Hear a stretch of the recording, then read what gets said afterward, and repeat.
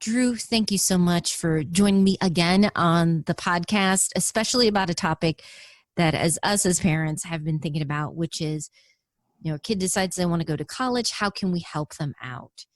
So I'm happy to be here. Yeah, you're a parent yourself, so this is something that's probably been on your mind as well. Oh, for sure. Yeah, I have a 12-year-old daughter who, yes, I think about pretty much all the time about where she's going to go to college and how we're going to pay for it. Gotcha. And it's interesting you mentioned paying for college, because that's a debate with a lot of families. Like, how much do we help? How much do we let them take care of things? But we've all seen with the news about how expensive it's been, and the college costs have really risen fast. But you actually ran the numbers, and I'm curious, could you share what you found out about how expensive college has gotten compared to maybe when we went to college? Yeah, sure. So what I did was we were hearing a lot of parents, especially I would say parents in their 40s and 50s over the past 10 years or so, who claimed that they didn't need to save for their kids' college because they paid for their own way through. And what I don't think people who have that mindset have realized is that the cost of college has gone up so much more than what a kid can earn to pay his or her way through college that it's almost impossible to do that anymore. Just as an example, so what I did is I went ahead and looked up some information on UNC Chapel Hill, and I found that from 1986 to 2016, the cost of tuition went up 8.15%. And the minimum wage, which is what someone could expect to earn if they're a college student, only went up 2.6%. Whoa. So what that means is if you were working in 1986, you could have worked 34 hours a week and paid tuition and room and board and pay for college and your food and housing. In 2016, in order to pay for tuition and your room and board, you would have to work 52 hours a week. So it's just not possible anymore to do that. Mm-hmm. And so I wanted to kind of crunch the numbers for some of our parents who think that that's a possibility for their children. And then on the other side of that is a lot of parents choose to borrow money for college, or a lot of people take 401k loans or home equity loans to pay for college and not save for college. And so the other calculation I did, I wanted to find out what would it cost, your out-of-pocket cost, if you started saving for 10 years versus waiting and then just borrowing money. And the numbers that I came up with, and this is just saving for $25,000, so 1 year of college. If you saved $152 a month for 10 years and got a 6% rate of return, you would have $25,000 at the end of that 10-year period. Your out-of-pocket, what you actually invested, was $18,240. Okay. Now let's wait and take this other couple who decides they don't want to save. They're going to go to Disney World instead. And then it's time for their child to go to college. It's $25,000. So they're going to borrow that and they're going to pay it back over 10 years and pay 6% interest. Their out-of-pocket cost is $33,360. So basically it costs someone about $15,000 more to wait and borrow to pay for it. Wow. So all this goes to say that it makes a lot of sense to be saving money for your kids' college, if that's a priority for your family. Yeah. And I know that there are parents that are saying, okay, let's start saving. Even if we don't get to the complete number, at least we're further ahead than where we were not saving. And I know that there are different options. I was wondering if you can kind of go over with us some of them that are out there. I know 529s and the Coverdell Education Savings Loan. Those two are thrown out there, but what exactly, I guess, are the differences? What factors or pros and cons should a family consider when making a decision about the right account to contribute towards? Right. Good question. So when you think about where you're going to save for your kid's college, you kind of have three things in mind. One is what are the tax issues or benefits of different accounts? The second is who's the owner? Who's the owner of that account? Is it the child or the parent? And the third thing you want to consider is the investment choices that you're going to have within that account. And when you look at the 529 plan and the Coverdell Education Savings Account, they both have great tax advantages. You can invest in investments within those accounts. They grow tax deferred. And then when you take them out for college expenses, they come out tax free. So all the earnings that you've made over the years, you don't ever pay taxes on those if they're used for qualified college expenses. So there's some very nice benefits there. Yeah. The catch is, the IRS doesn't give away things for free. So the catch is if you don't use it for college expenses, then there is a 10% penalty on withdrawals from the account that are not used for that purpose. Okay. Now, can you roll that over if you have more than one kid? Say the first one ended up getting scholarships or working part-time or found some kind of great deal with college. Can you roll that over to your second or third child? Yeah, in particular, and the truth is most people are saving to the 529 plan these days. Mm-hmm. And part of the reason for that is there's virtually no limit on how much you can invest in there and how much you can contribute. The truth is there are some limits, and you should talk to your financial advisor about that, but they're limited by the gift tax rules, which is pretty high. So you can put a lot of money in that. The Coverdell account is capped at $2,000 per year for contributions. Okay. So that alone, I think, keeps some people from doing it or using the Coverdell account. Mm-hmm. The other issue with the Coverdell account is your income has to fall within certain or under certain limits for you to be able to use that account. And that can keep people from doing it. Just for your information out there, it's for a joint couple who files jointly, there's a phase-out range between $190,000 and $220,000 of income. And if you're single, it's $95,000 to $110,000 of income. Mm-hmm. So the point there is, if you're over 190 as a joint filer or as a couple, then you're going to be phased out and potentially can't even contribute the $2,000 to that. Gotcha. Okay. Well, yeah, those are definitely some things to keep in mind because the family, want to get something that, of course, has the tax benefits, but also they qualify for them. Right. So well, I know. I didn't answer your question about what if you have other children. Mm-hmm. So that my point in saying that is that I think most people are going to be drawn to the 529 plan. Mm-hmm. It's just a lot more flexible and easier to use than the Coverdell account. So the advantage to the 529 plan is the parent is the owner of the account and the child is simply a beneficiary to the 529 plan. So the parent can change the beneficiary on that account.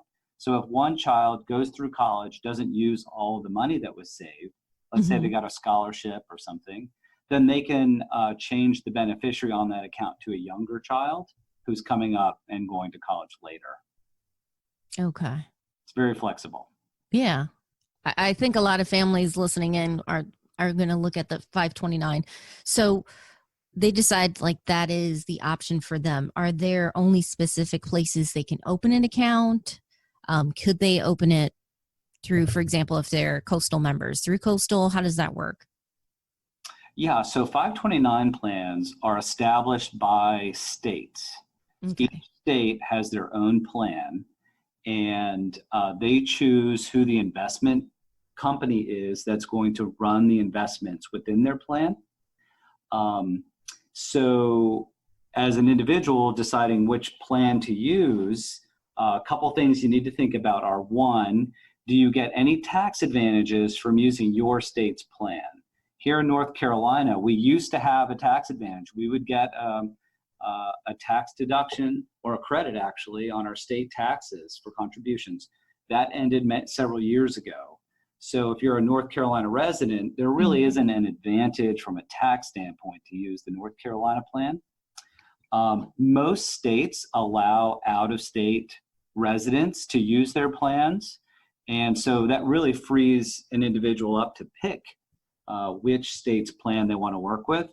I think a lot of people choose based on the investment choices and who the investment manager is. Through Coastal, we have access to many different plans across the country. I personally use the Virginia plan that uses American funds as the investment company. I like the flexibility of the investment choices. Performance has been good. Ease of service. They have a great online portal to view accounts, add money to it. It's excellent. But I've also used the North Carolina plan back when we got a tax credit for our contributions. They're mostly Vanguard funds, which I think a lot of listeners will probably be familiar with, which are low cost, but I'll be honest with you, there aren't as many choices through the North Carolina plan. But it's up to the individual to do their research to find the plan that's right for them. Gotcha. Thank you. I appreciate that, Drew. And I know saving up for college, definitely a goal, but of course, to put money into the account, you have to have the money there. So do you have any tips for parents that are looking for ways to close the gap, where they can start, I guess, redirecting money in their budget towards it, or any ideas? Yeah. And I've talked to a lot of parents about this. The first thing to do is just as a couple, just to start saving $25 or $50 a month. If you start saving $25 or $50 a month when your child is born, you'll be shocked at how much money you can accumulate by the time they're 17, 18 years old. Yeah. In addition to doing it yourself, I've had some families do a fun idea. We're all familiar with getting a match on our retirement account at work. Talk to a grandparent and see if they would match your contributions. So if you put in $50, maybe they'll put in $50. Because a lot of grandparents want to help, but they also think, hey, I put you through college. I don't need to put my grandchild through college also. But they want to help. So if they see that the parent is saving, then a lot of grandparents will also contribute to those accounts. You can talk to the grandparents also about, instead of just getting Christmas presents or birthday presents, add money to a 529 plan for them. That's a great idea. And I think a lot of people are kind of moving in this direction of crowdsourcing, which people didn't consider it before. And I know I had kind of mentioned to you, I pinged you about this, that fintech's starting to do this, and there was an option like College Backer that's out there. Do you think this is a smart move or something for maybe families to consider if they do have like a large savings gap, to kind of tap into friends and family that want to help out? Yeah. Any way you can get people to help you save for your kids' college is going to be great. The truth is, I'm not familiar with that platform in particular. But what I would urge people, because there are going to be lots of choices out there to do these types of crowd investing. Yeah. What's important to know is, as I said before, is how's the money invested? What are the tax implications of those investments? And then who's the owner? Then that's going to become important when you're filing for financial aid. Because parent assets owned by parents, are more favorably looked at in the financial aid process than assets owned by a child. So if these crowdsourcing accounts title the child as the owner, then it's going to have a bigger impact on financial aid. So that's what I would just encourage people to understand. And on that topic, grandparents are perfect places to invest money because they are not considered at all in the financial aid application process. So Okay. if a grandparent opens up a 529 plan and names the grandchild as beneficiary, when the parent then goes to file for financial aid, that asset is not part of the application. If the parent opens the 529 plan, then it is viewed as a parent asset. And a portion of that is considered in the financial aid process. Gotcha. Okay. Well, thank you, Drew. You have a lot of tips on this. I know both from your professional experience, but also as a parent. I appreciate you sharing this with us on the podcast today. You bet. Yeah, I have thought about this and looked at this at many different directions. And, with my family, we would love to be able to save enough money for my daughter to go to Duke University and pay for the whole thing. But the reality of it is, honestly, I did the numbers when my daughter was born, and we'd have to save about $1,200 a month every month from birth to age 18 to cover the cost of Duke or a private university, which is about $60,000 room and board. Wow. Yeah. So the truth is that, most parents are just going to want to do what they can. And I like your idea of the crowd, get aunts and uncles. We have a lot more folks out there that don't have children. If they love their nieces and nephews, then let's get them saving some of their money for those kids and get the grandparents involved too. And I like the matching concept. I think a lot of people don't think about that, but the parents and the aunts and the uncles, they really do like those ideas because they don't want to be the ones saving for college. They want to be doing it too.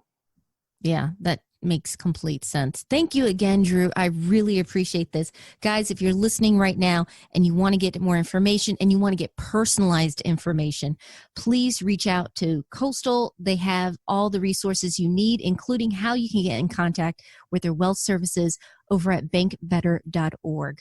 Thanks so much, Drew. I hope you have a wonderful afternoon. You too. Thanks, Elle.